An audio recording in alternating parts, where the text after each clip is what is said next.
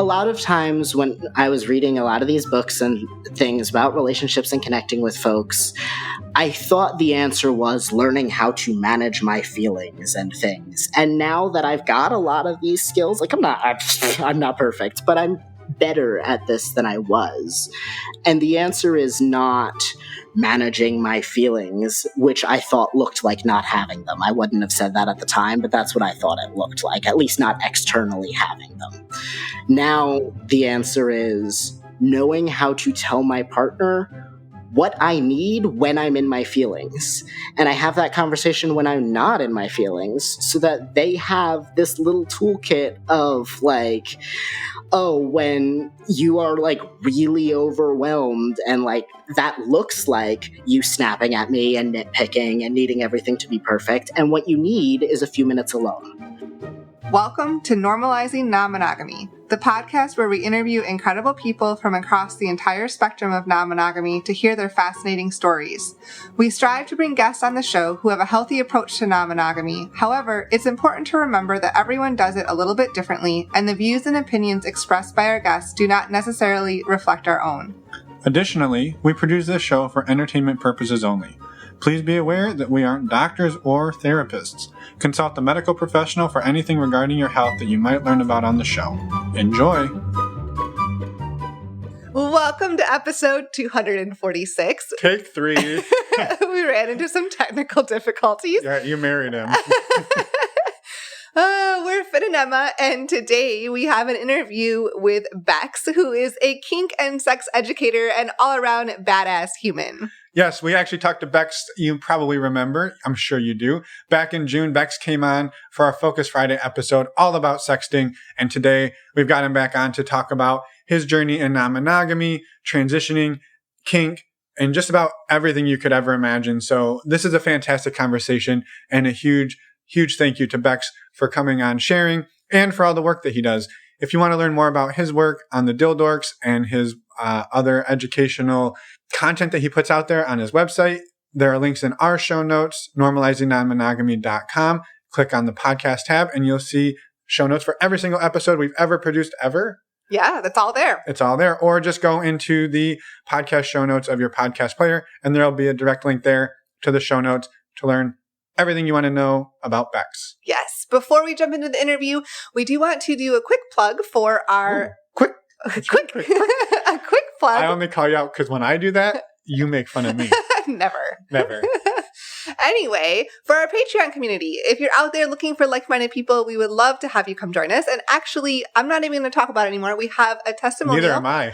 From a Patreon member that we're going to play here. I love being part of the Normalizing Non-Monogamy community, specifically the MeWe chat groups. Everyone is very supportive and respectful, and it really is a non-judgmental, safe, fun space. It's been helpful for me to hear other people's perspectives on different things that I might be going through, to get their support, or to just learn how others are doing non-monogamy. I joined a couple years ago looking for community, and I definitely feel like I've gotten it. So thank you, Emma and Finn, for bringing together such a cool, awesome, unique group of people. You're welcome, and thank you for the testimonial and being part of the community. I was going to say, we can't be a community by ourselves, so thank you for being a part of it and for sending in the testimonial so we can get more awesome people like you and the other 200 plus people. So thank you. Yes. If you're out there and want to sign up, go to our website, normalizingnonmonogamy.com, click on the Patreon button. All of the information is listed there. While you're on our website, you can also sign up for our virtual meet and greet. These virtual meet and greets are separate from Patreon. They're open to anyone. You just have to be open-minded and respectful.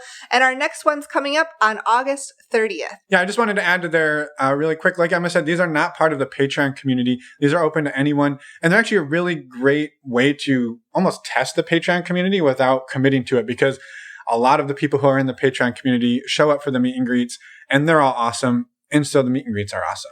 That's a very, very good point. I try to have good points most of the time.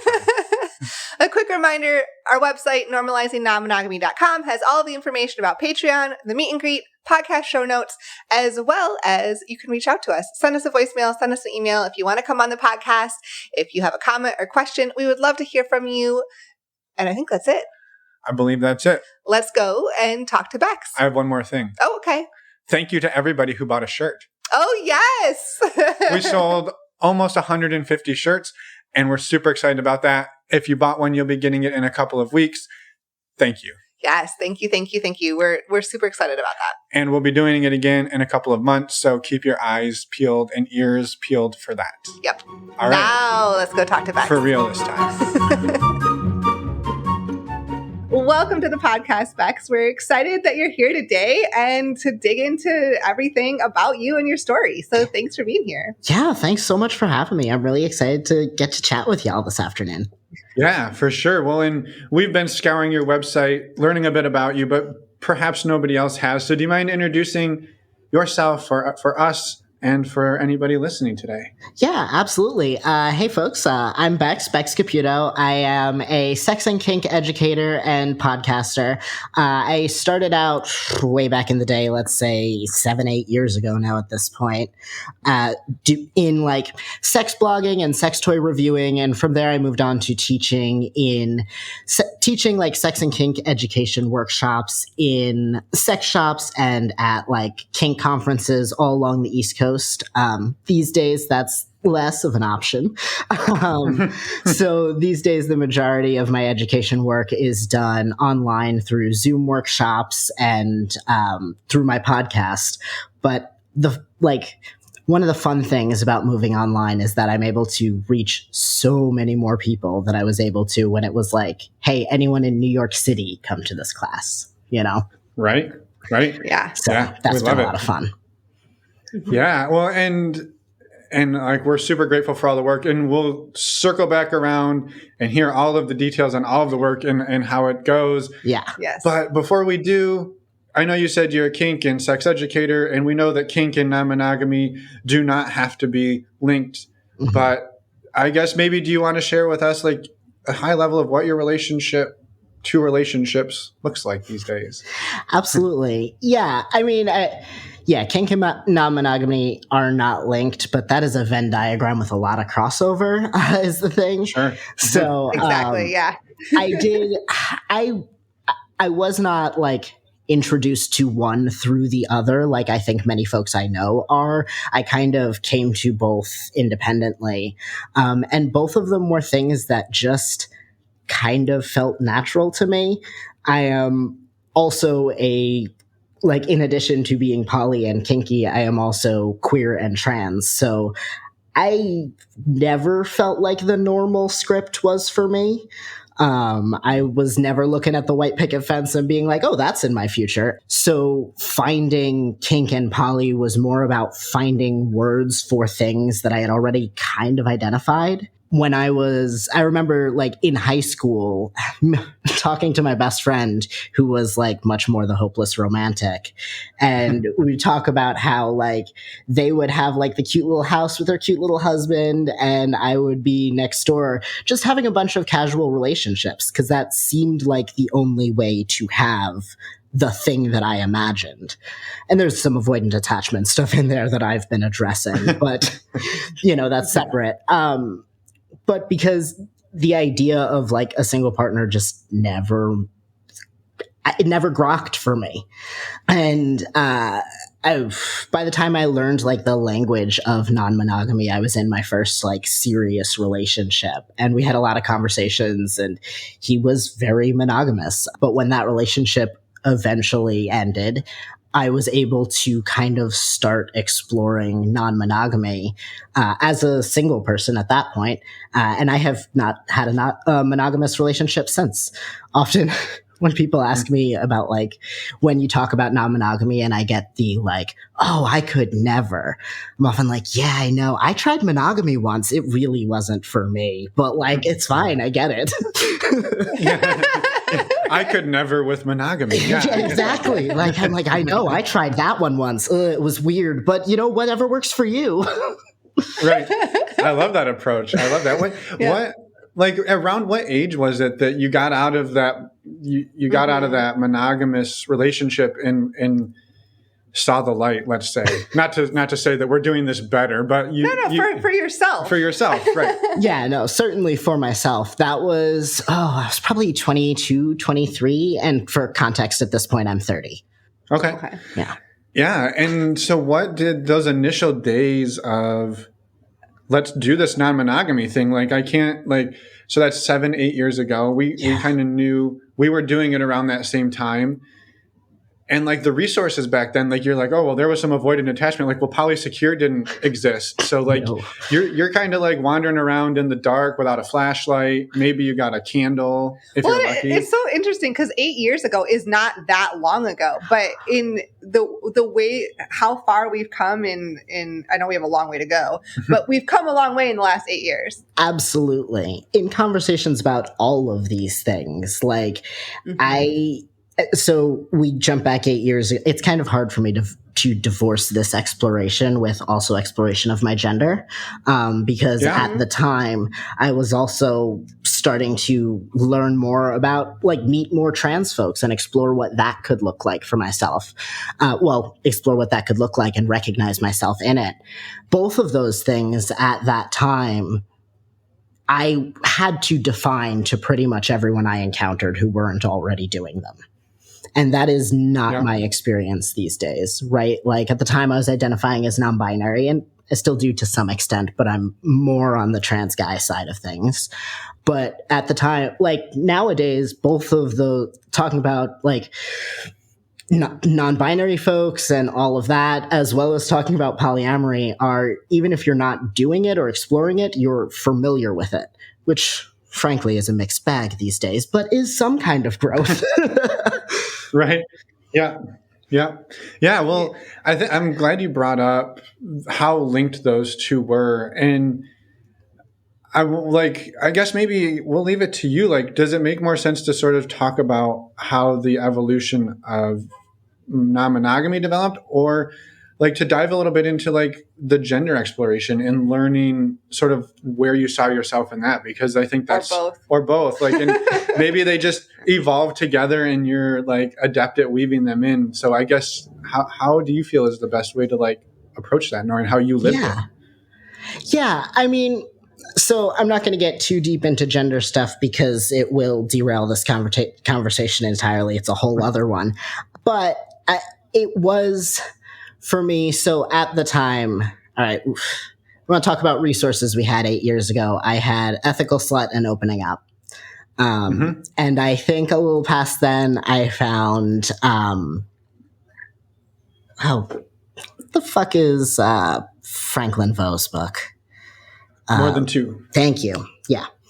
And I found that later on, which was like at the time the only resource I found talking about practicing non-monogamy, not discovering what it was. And now we have a lot better resources. But yeah, so I'm a little scattered. Give me a second to find the thread and put myself back in telling this in order. You're good. Because now I'm just listing a list of facts about what was happening 8 years ago. It's relevant. It's relevant. Yeah. Yeah. So at the time, I think my process was a lot of just finding people who knew this and who were able to talk to me about it, about their experiences, and who I was able to share experiences with. And it was a struggle to find anything that addressed actually maintaining the relationships and like the struggles that I was having in day-to-day partnerships and like juggling things beyond just jealousy, right? As like, because I'm not a person for whom jealousy is a huge struggle. I have my moments, but it's not my largest challenge in polyamory. And finding other resources were difficult. So at the time, my poly looked a lot like casual dating. And as I came more into understanding how I related to people and how I could take those skills and use them in a poly context, and like I was kind of fusing or like taking the knowledge I had about relationships and applying it to polyamory in the way Polysecure does. But I was treading that path for the first time for myself. So I spent a lot of time just figuring out, how do I, as a person who doesn't desire the traditional escalator of relationships, still move through them in a conscientious and present way with my avoidant tendencies, but that's my shit. And it's kind of interesting to feel like I'm at a place now where 8 years into doing this and practicing this, I've fucked up enough times that I have some of those answers. I have some of these tools. And I'm watching a lot of folks release books where I'm like, why you're just giving this shit away? Shit, man. You just give it all. I worked for that. No, yeah, they should know it. It's useful information. Fine. I love it. I was putting those pieces together 8 years ago and this didn't exist. No, I was putting those pieces together 6 months ago. I was struggling with those pieces for the past 8 years. Right. And then writing it I'm seeing people writing it in books, and I'm like, wow, look at that, summing up 3 years of trauma in a sentence. Fine. Where were you 6 years ago? I love it. Well, so you said jealousy wasn't the biggest struggle for you. What have been either the biggest or some of the biggest things that you've had to put together over the last 8 years? I think for me, so I've mentioned being avoidant I guess we're going to get deep with this answer. Here we are. Mentioned being avoidant several times. And I think for me, it is easy. And I've talked about how my poly has looked like casual relationships. And I think it's easy for me to fall into keeping things more superficial rather than delving deep into the connections that I have. And navigating the really tricky things that come with deep intimacy, which is a thing that I have definitely evolved and gotten better at over the years. But early on, poly definitely, it's just as easy to do serial monogamy, right? But it was a context for me that I was able to be like, oh, NRE is fading and things are getting complicated. But what if more NRE over here? That'll solve the problem. It won't, though. Won't. Well, and then you still have that relationship that you haven't, right? If you're not doing the serial monogamy, it's not, I'm going to put this one down and pick that one up. Now you're just adding. Right. Well, because you're chasing that NRE, those new relationship energy feelings are they light you up, and they're so addictive in a way that once you get past those, it can evolve into hopefully a much deeper relationship. But I can totally see how you're just chasing those NRE feelings, and then but wait, now I still have these other relationships that didn't go away. Right, and endings are hard is the thing. Transitions are hard, hard conversations are hard, right? And gosh, it's so easy to be avoidant when you can just bounce around in a circle instead of addressing any of the serious issues anywhere along the way. Mm-hmm. Yeah. Mm-hmm. And it sounds like that was sort of the pattern you fell into, which is well, that one's getting hard. Let's just let that one simmer and maybe it goes out. But look at this new one. We'll just ramp that up and we don't have to deal with the hard shit. Right, exactly. Or that was at least my impulse. And, the thing that sounded like a good idea and definitely wasn't, but everything in me was like, no, but we'll just hide in this corner and all the problems will definitely forget about us eventually, I'm sure. Doesn't work that way. Nope. No, it does not. Nope. So what have you done to combat that? And like you said, that was the impulse. How have you worked through that? And I know now there's books that tell you how to do it in one sentence, but you did it the real way. So how did you work through that? Well, and honestly, sometimes the book sure could wrap it up in one sentence, but that you still got to do the work. Well, and that doesn't mean that it may not make sense to everyone too. Yeah, they may need to hear it a different way, or hear what you went through, or hear what somebody else went through to apply it to their own life.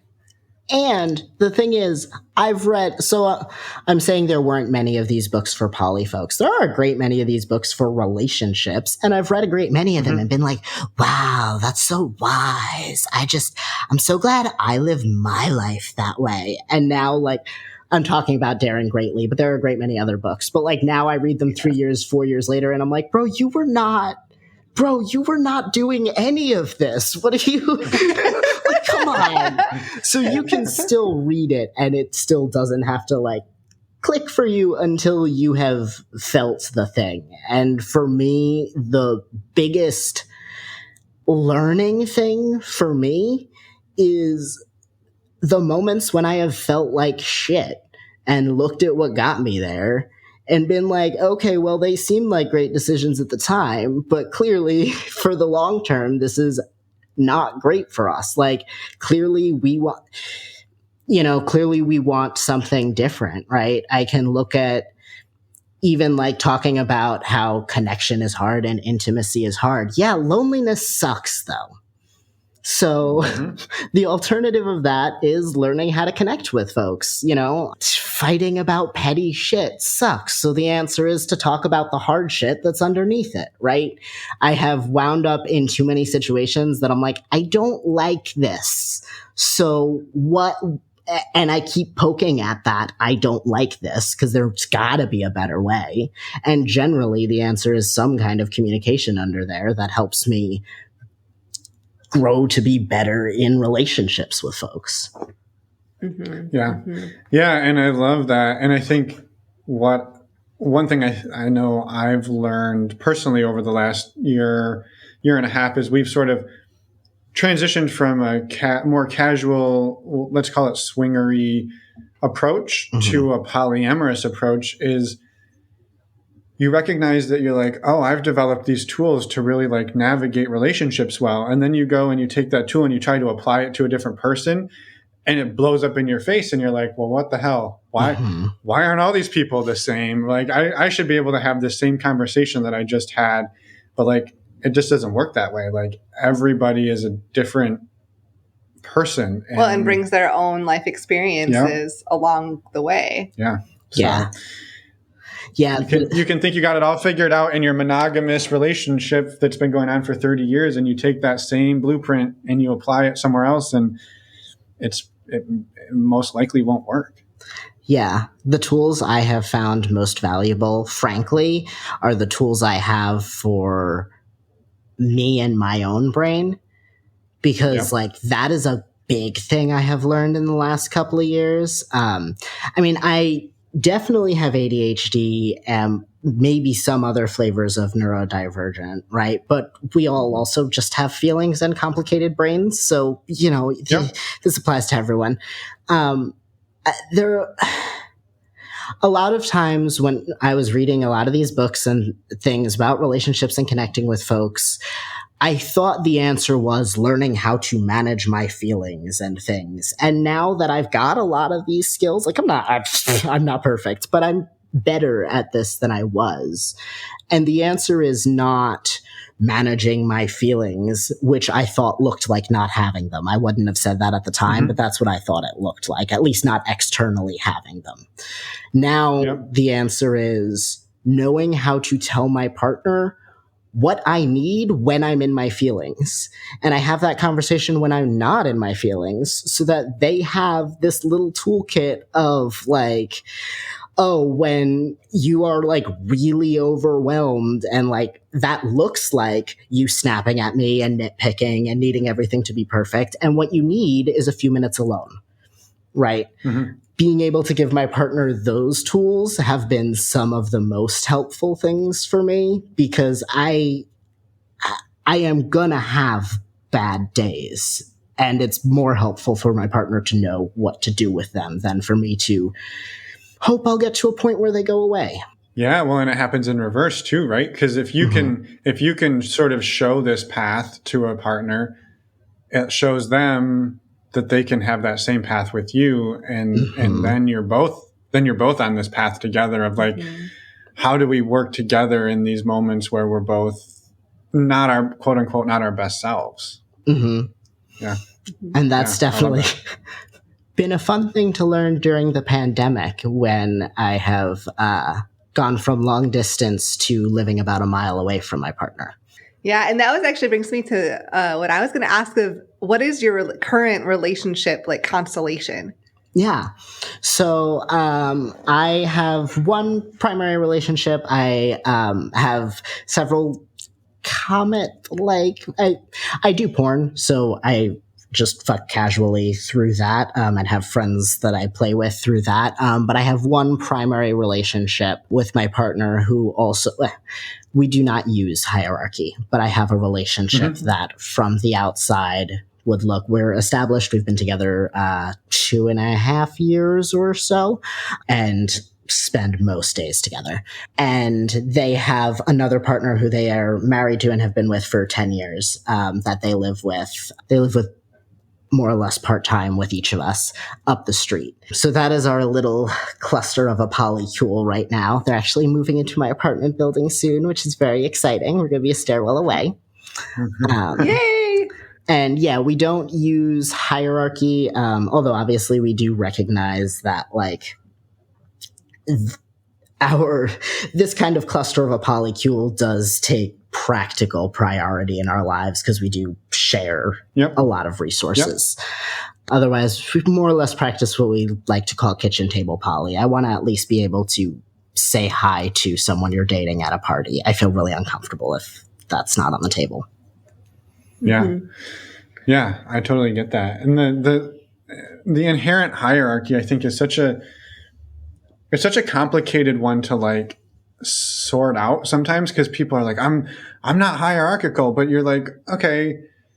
But there's this piece that like, I don't know, for me, I was just, as you were talking through this, like, well, I've had this partner for like 2+ years, right? Let's say you were going to go on a date with somebody new. Chances are you would tell your partner of 2.5 years that, hey, I'm going to go out on this date. Maybe do you have any feelings about it? Is there, right? You might talk about it.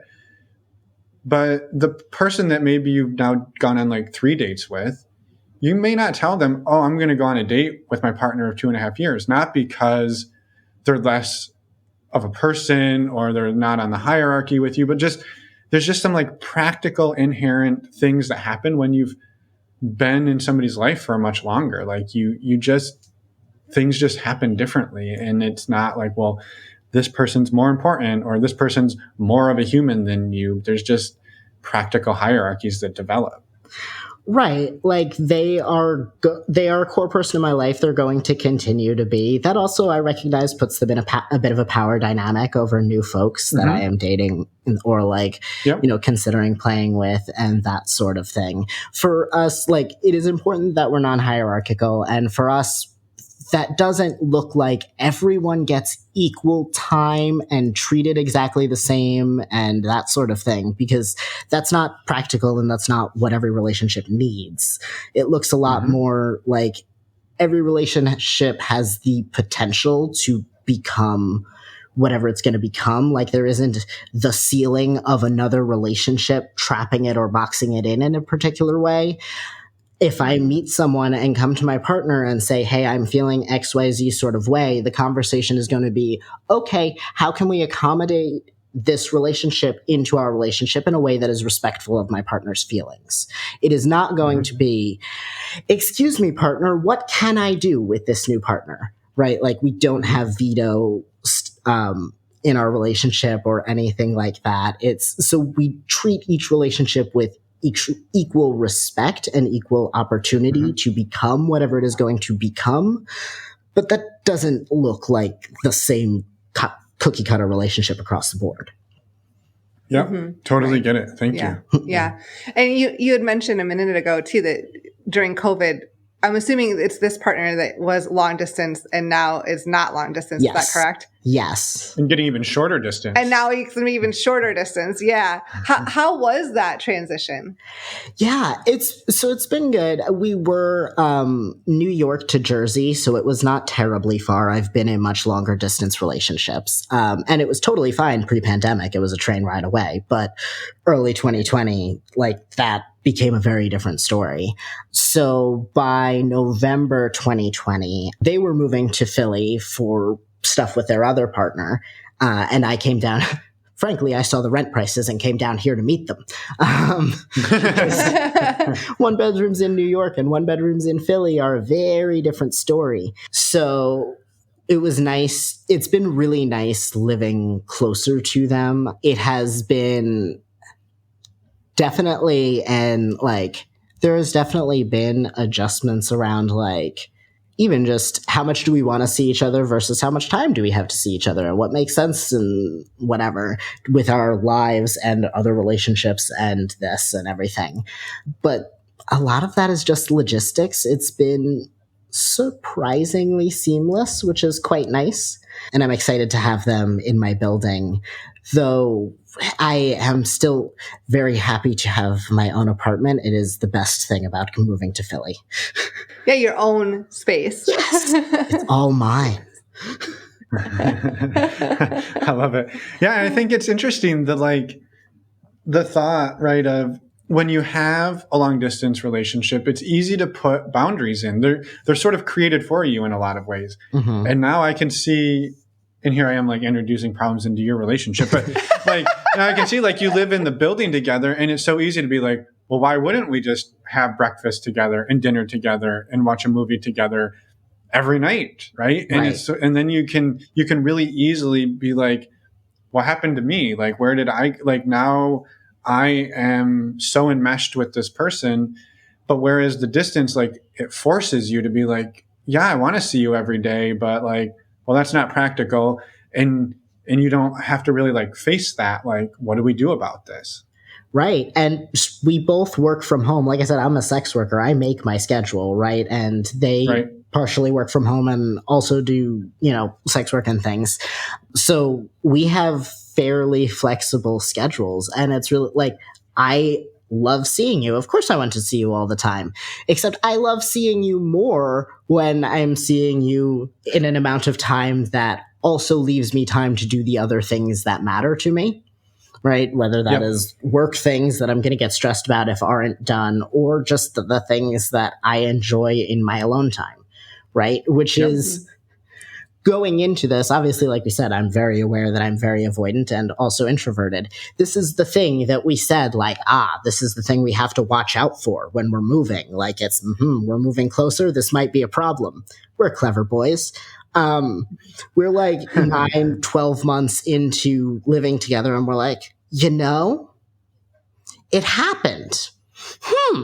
I think, hey, that problem we were talking about, we didn't notice it, but it's been happening for months. We named it. We said we were going to look out for it, but like we still didn't know what it looked like until we were in the middle of living it. And we were like, aha, that's right.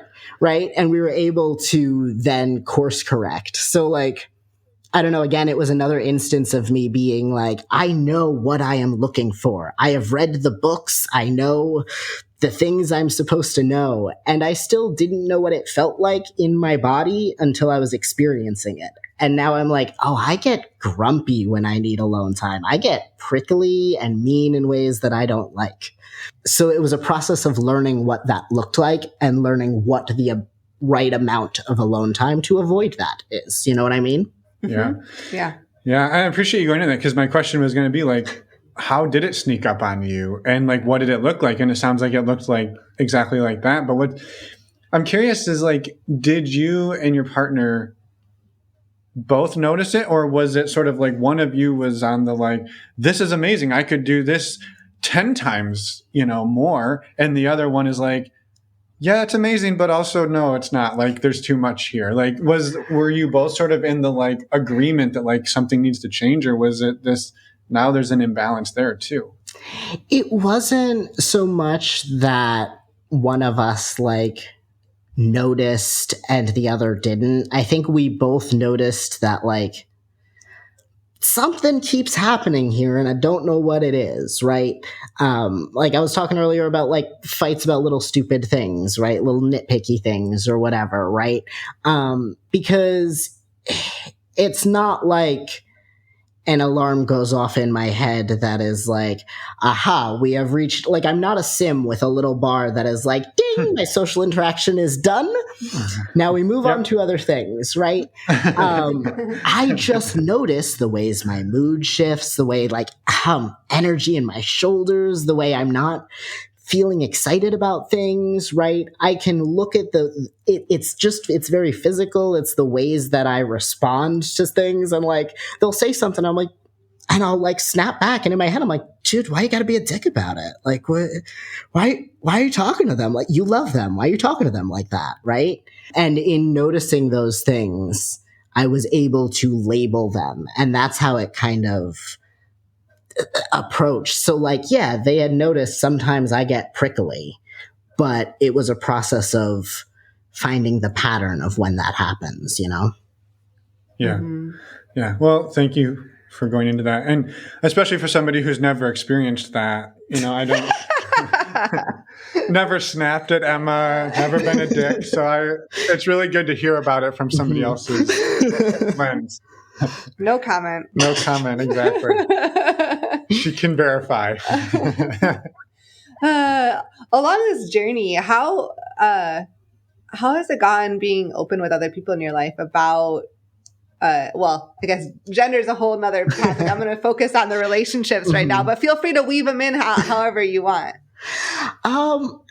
Fairly well, to be honest. But frankly, that speaks to the fact that like the majority of the people in my life at this point are non-monogamous.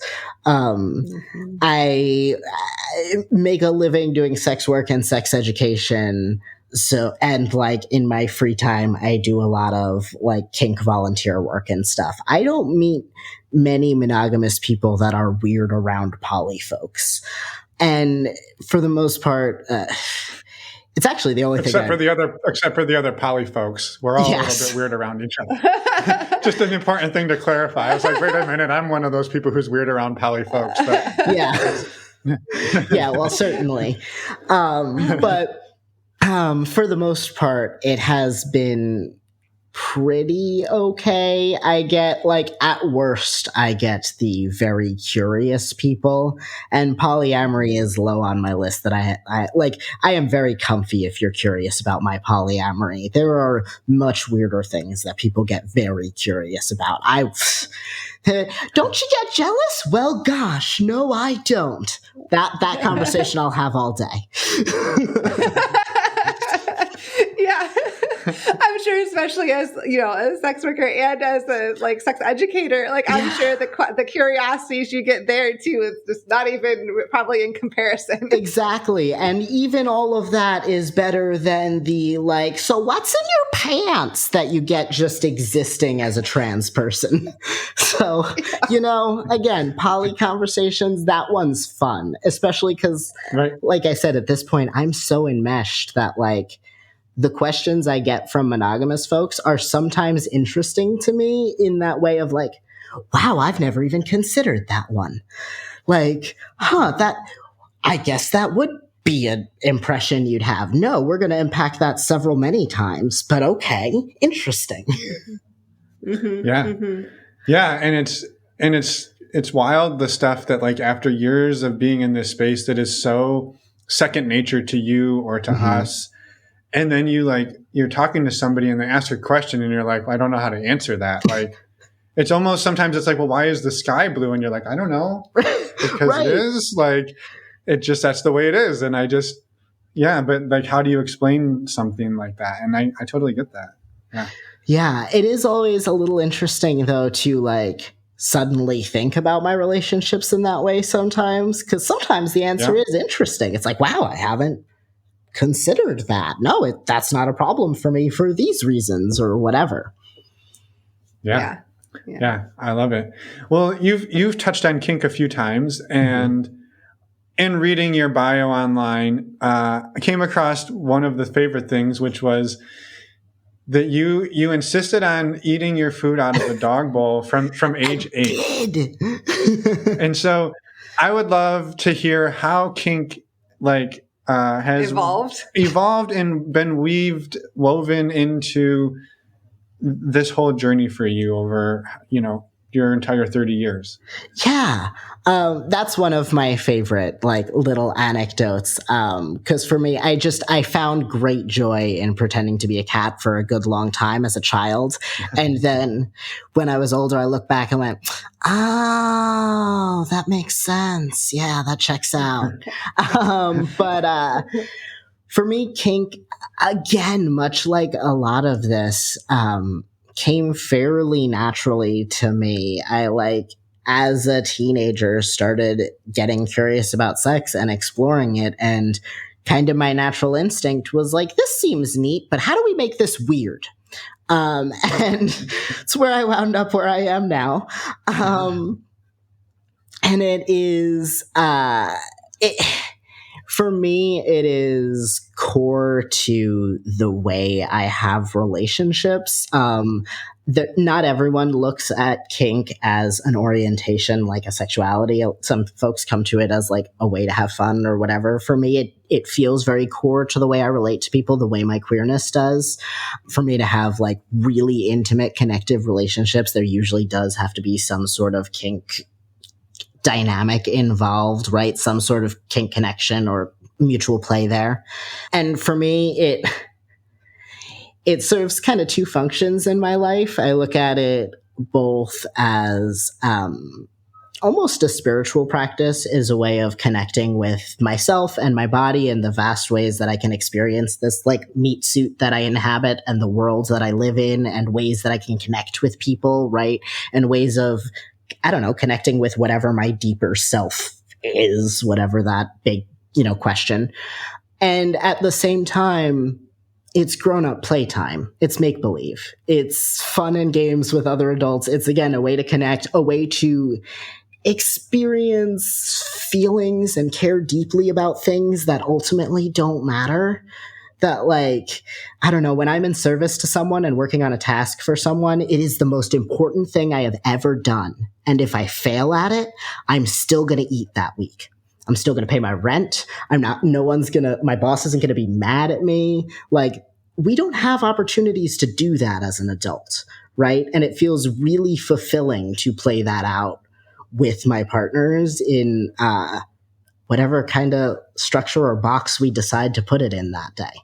I love that. And it's kind of the choose your own adventure, right? Right. Today it might look like this. Tomorrow it might be totally different. And you may never revisit the thing from the day before. It's just an opportunity to try on, like you said, try on a whole bunch of different things and see what sticks and see what doesn't. Mm-hmm. Right. I mean, we're feelings are one of the many things our bodies are made to experience, right? And kink gives me a way to access those in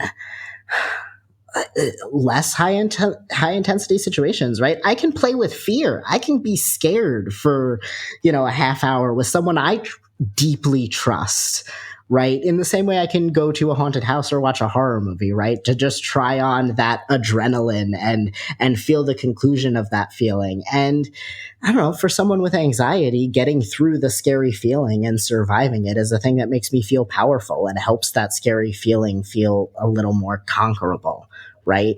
Mm-hmm. So yeah, I mean, I guess we're weaving back around to the spirituality thing, and I don't know that there is a hard line between the two, right? But yeah, it is very, very core to the way I relate to people, and it is actually the only place where I do experience quite a bit of jealousy when it does flare up. Mm-hmm. Interesting. Do you mind expanding on that a little bit? Yeah, absolutely. So I don't I will rarely have jealousy around my partner, dating other folks or other things. Honestly, the most jealousy I tend to experience when my partner has a date is if I haven't had a date recently and I'm like, but I want someone to tell me I'm cute. Not even that person. And I don't know. You tell me I'm cute all the time. You'll do that when you get home. It's great. I want a cute new NRE date. No fair, right? But I don't I know my partner adores me and will continue to adore me when they get home. But kink things is very core to our connection and very much a part of what feels like it makes our relationship special.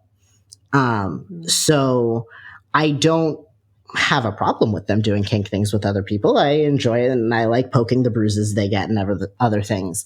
But in times when there are issues in our dynamic, that is where that jealousy will flare up. If I'm feeling like our dynamic is not necessarily playing out the way I want to, or I'm not getting enough of a certain thing that we want, it's very easy for me to feel threatened by other relationships, because that is such an important part of my relationship to them. And when I see them getting that other places and I feel like I'm not providing it as well as I could, or getting it in the way that I want, or whatever is happening, that pushes the button. That's the little fragile bit that's a problem. Yeah.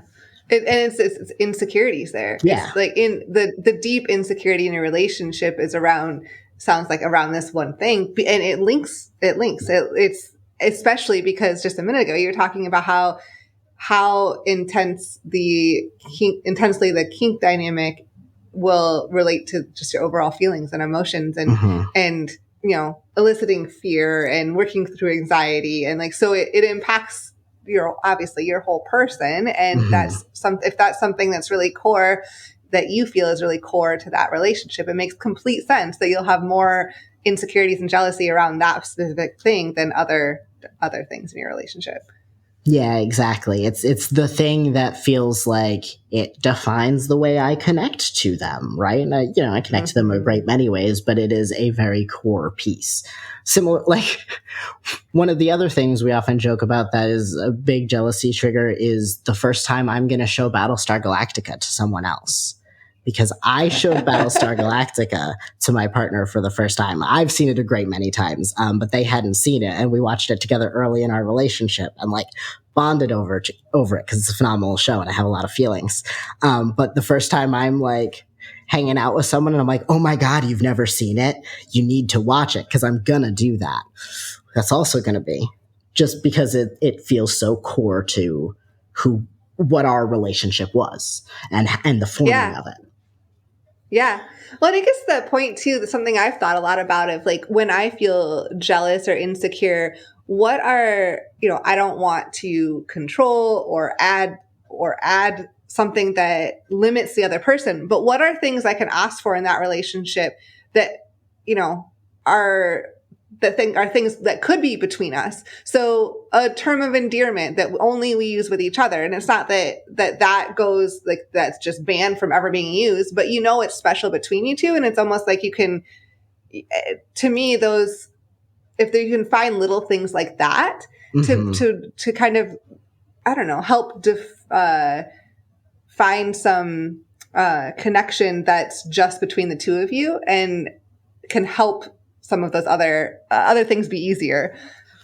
Yeah, absolutely. And just like, I have found like, even just talking through what it is that like, I often find learning more about their other relationships and the ways that they're engaging in kink with them, and what they're going to that for, to be helpful, even if on the onset it seems like a terrifying thing to ask about, because it helps me understand the nuances and the differences in the things that they are doing with other people versus with me, and helps me still see, because like kink is a huge umbrella, right? So like, them doing kink with another person does not mean they are doing the things that we do together in the ways that we do them, right? So having the conversations and getting a fuller picture of what their experiences with other folks can look like, helps me recognize the differences between that and what we do, which I find generally particularly helpful. And also just knowing the context in which it is helpful for them to do kink with other folks. Like, I like a heads up. I don't tend to like to be surprised by finding out they did a scene later. I'm never going to say, no, you can't play with someone else. But I like to know it's happening rather than finding out it happened, which is an accommodation my partner is generally comfy making. And it's something I do for them as well. Yeah. Mm-hmm. Yeah. And I think I know like for me, like putting myself in similar like frame of mind is the like, it's almost when you maybe you're picking up that your partner is now doing things that you always enjoyed doing with them or were a core tenet of like you two. Mm-hmm. They're now doing them with somebody else, and you're seeing them fading out of your connection, right? Mm-hmm. And then it's really easy to be like, oh, well, we used to, I don't know why, we used to play tennis together, right? And Mm-hmm. now we don't get to play tennis anymore because my partner's always playing tennis with this new person. And then it's really easy to tell yourself stories that like, they just don't like playing tennis with me, or they'd rather play with this person. They might like it with me, but they love it with them. And then it's really easy to let that get away from you. And then, then it's like, how do you bring that back around without making them feel bad, but also like getting your needs met? And that can just stir up so many things. And I don't know, I kind of related that to kind of what you were talking about here. At least for me, that's where it kind of landed. Yeah, no, absolutely. And like, what sucks is the answer is to have the conversation, because it's hard and complicated to have. But like the number of times I've had the conversation and been like, I don't know, I wanted to do this thing, and you did it with this other person, and like it must mean you don't want to do it with me. And my partner has been like, oh no, you've been stressed. I didn't want to ask to do that. I would have wanted. I've been wanting to do the thing with you. Do you have a free weekend soon? We can like let's play tennis or whatever. Like yep. The number of times that it has just been a miscommunication of like what we thought the other person wanted, or making assumptions about whatever, rather than just saying the thing. Mm-hmm. Mm-hmm. So you're saying we should talk about our feelings. I know. It sucks, doesn't it? It all comes back to that. Communication. Yeah. Oh, man. Side note, I was looking at gifts the other day, and one of my favorites to go to is from New Girl, the TV show New Girl. And there was one, it was from Nick, and he's like, if they wanted us to talk about our feelings, they'd call them talkings. And like, so I like that. We're just supposed to feel them, not talk about them. Anyway, I like that too. I agree. We should talk about our feelings. Yeah, right.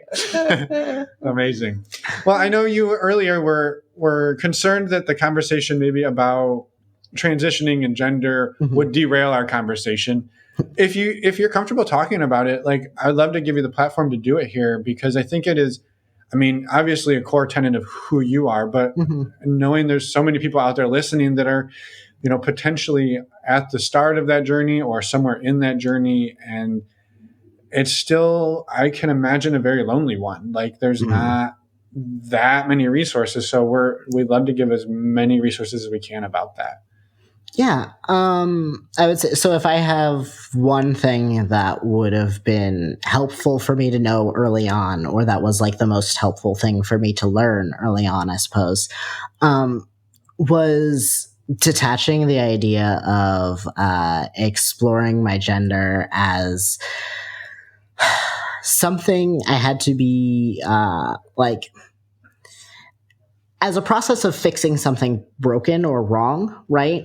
We get this idea, this born in the wrong body narrative, that I am constantly miserable with the body that I have, that it is causing me such pain and suffering that I have to go through this very difficult process to become the person I was always meant to be.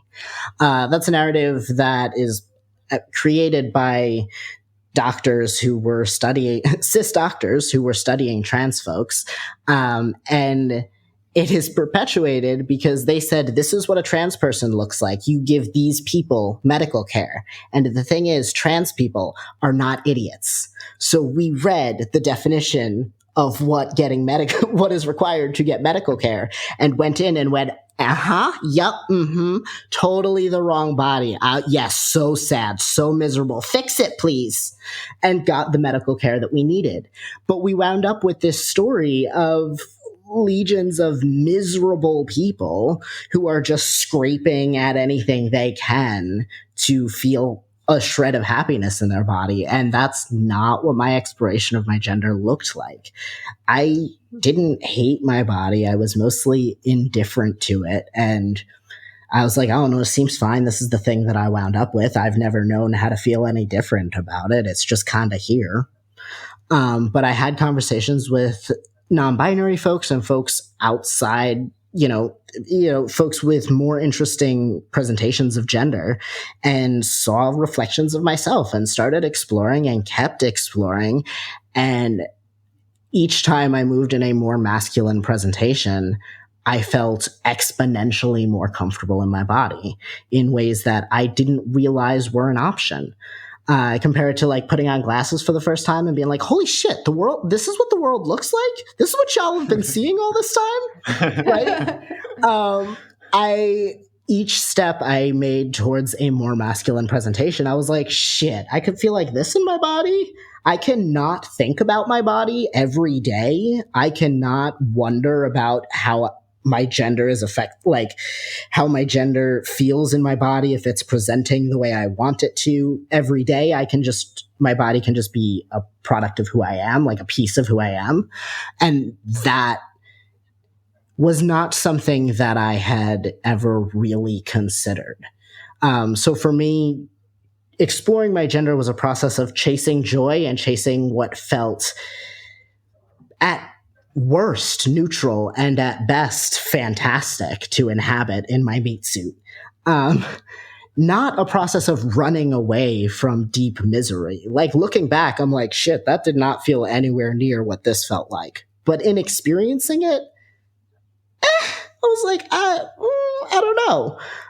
But I was curious about more. So, and for me, that started when a therapist told me that I didn't have to be miserable about something to want to change it. Which, hey, that is, more people should say that thing is the thing. Yeah. Yeah. Well, and I imagine that gives you the freedom then to say, I'm working on changing this, but while I do, I don't have to hate the in-between. Mm-hmm. Like I can be content and happy and still work towards the change without having to wake up every day and be like, well, I'll actually be happy in 6 months when everything is supposed to be the way it is. Because I have this play out for me, not in gender, but in just so many different aspects of life. Like, well, if I only suffer now, in 6 months or a year or 10 years, I'll be happy then. And then that time rolls around and you're like, well, son of a bitch, I was supposed to be like a whole lot happier. And why am I not? Right. Mm-hmm. And so like, if you can be okay and be happy during the work, that really, I think it gives a lot of freedom, and it's just easier on yourself, right? Like you don't have to be feeling shitty all day. Yeah.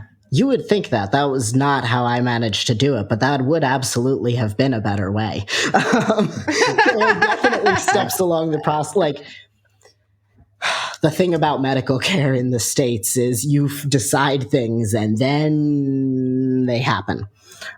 So there's definitely moments along that process that like it was harder to feel comfy. And there are also a lot of those moments of like,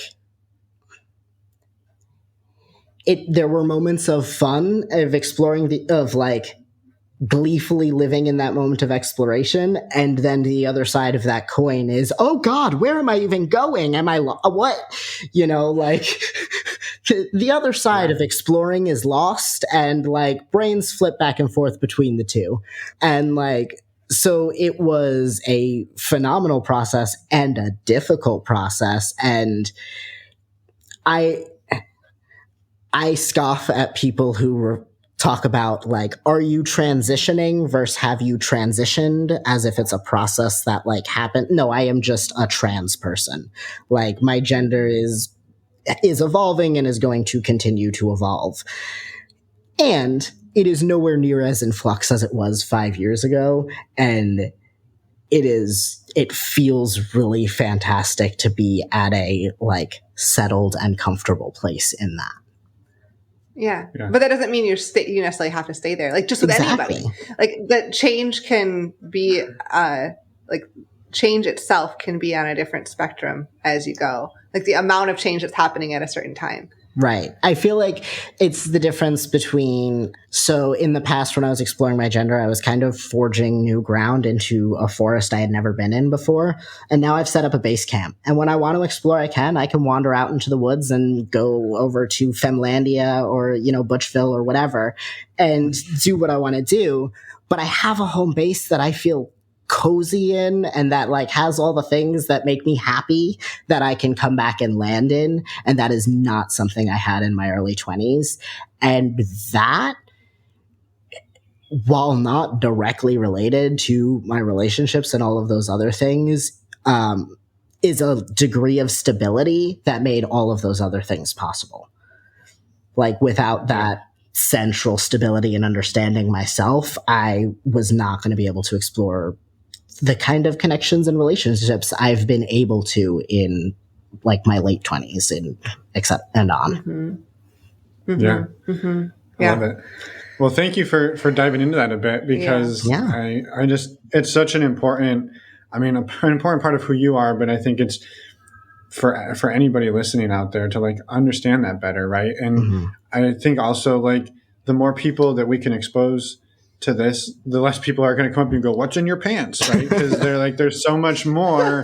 There's so much more to it, right? And it's I don't know, my wallet, my car keys, my phone, that's what's in the pants, right? So, yeah. Change? Does anyone carry change Nobody anymore? carries change. Hold on. The only person who carries change is Emma, because if she goes by one of those machines that crushes pennies, you got to get one of each. Throw me under the bus. I didn't throw you under any bus. How many? You counted them the other day. You had 100. We're not going there. It was hundreds of them. So I may have a small collection. No judgment here. I would have to talk about how many enamel pins I have, and they cost much more than a penny, so we cannot. Right. That's right. That's my thing of, we can all have something that we collect. It doesn't matter what it is. Exactly. My minor hoarding respects your minor hoarding. It's fine. Exactly. I love it. Thank you so much for everything that you've shared. And we would love to give you the opportunity to talk more about the work that you do, where people can find you, as well as if there's anything else that you would want to share and get out there. Excellent. Yeah, thanks so much for having me. Where can folks find me? So, Bex Talk Sex on Twitter, Instagram, and BexTalkSex.com has all of the information about my sex and kink education work. I have all of my workshops on there. I teach every Wednesday night at 7:30 Eastern on Zoom, so you can find my class schedule and get tickets there as well. I'm also on Eventbrite if you search Bex Caputo. And if you're curious about the nakeder side of things I do on the internet, go to @BillyLore on Twitter.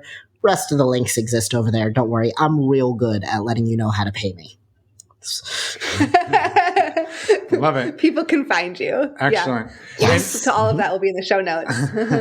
And is there anything that we didn't ask about or talk about that you wanted to make sure to share out in the world today before we let you get along with your day?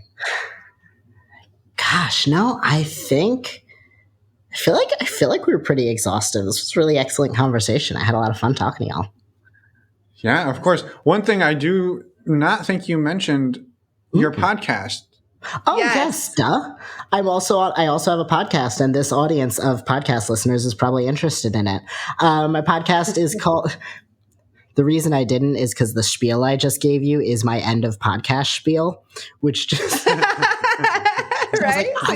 You don't want to, you don't need to mention the podcast on the podcast. Exactly. And those listeners have heard of it. Anyway, it's fine. I'm a professional. I also host the Dildorks with my best friend, Kate Sloan, who is a sex journalist and sex blogger. We talk about all things sex, dating, and masturbating every Tuesday. We also talk a lot about kink, but we forgot we were perverts when we wrote the slogan, so it's not in there. But we would love to have y'all over there. I think it'll be a lot of fun.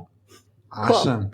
Well, thank you, Bex, for coming on, for sharing, and for being your awesome self. We appreciate it. Yeah, thank you so much. Thanks so much for having me.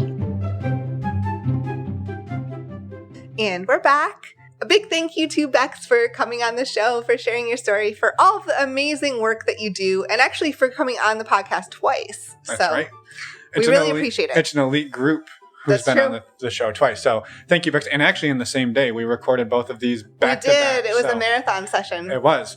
Anyway, thank you, Bex, for all your work. Again, links are in the show notes to Bex's website and their podcast, The Dildorks. Check it out. It is awesome. You will love it. Yes. Before we let you go, a quick reminder, go to our website, normalizingnonmonogamy.com. We say it all the time. But on our website, you can find information to join our Patreon community. If you're out there looking for like-minded people, we would love for you to give it a try. We also have our virtual meet and greet coming up on August 30th you can sign up for, and podcast show notes, and you can reach out to us on our website. And one more thing. We have a resources page. A lot of the resources that we use on that are listed on that page are resources and things that Emma and I use in our lives. Our favorite one is stdcheck.com. Using the links in the show notes helps support the show financially, and it saves you $10. So we all win. But a huge thank you to everybody who's ever done that, and to you for doing that in the future. What is stdcheck.com? Well, I was asking you what STD check was. It's a... You weren't ready. I was not ready. Never ready. And I knew you weren't. And I thought I'd throw you under the bus one more time. Thanks for that kind consideration. STD Check is an amazing, discreet, simple way to get tested for STIs. We've used it many times, and we highly encourage you to give it a try. Yeah. Good enough. Yeah. I don't need to go into detail. Like, Go check it out. There's links, and it's right there. Right. So, again, thank you to everybody who's done that in the past, and to everybody who does it in the future, for knowing your sexual health status so you can communicate that to all your partners and be a badass like Emma. And you. That's true, but I'm humble. Also, one last thing before we let you go. Last Friday, we had a Focus Friday episode all about community. We forgot to mention that in the intro, but it was a wonderful discussion with We Got a Thing, Mr. and Mrs. Jones of We Got a Thing. And so we just encourage you to go check it out. And I just wanted to throw a reminder here. Yeah, and they didn't know we forgot to put it in the intro. Until I said that. Until you said that. It was written on the paper, but then we skipped it. Well, it wasn't written on the paper. Nope, I guess that's why we forgot it.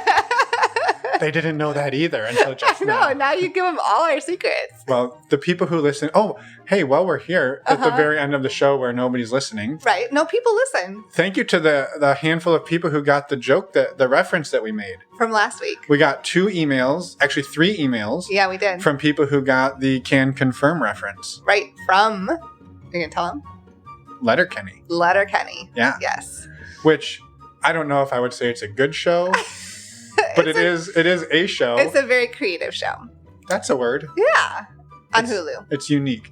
Okay. We've rambled on enough. We're not promoted or paid in any way by Letterkenny. Oh, no. We just watch it. All right. Next week. Yes. Next week we have an interview with Kristen and Adam. Come back and listen. And until then, have a wonderful week.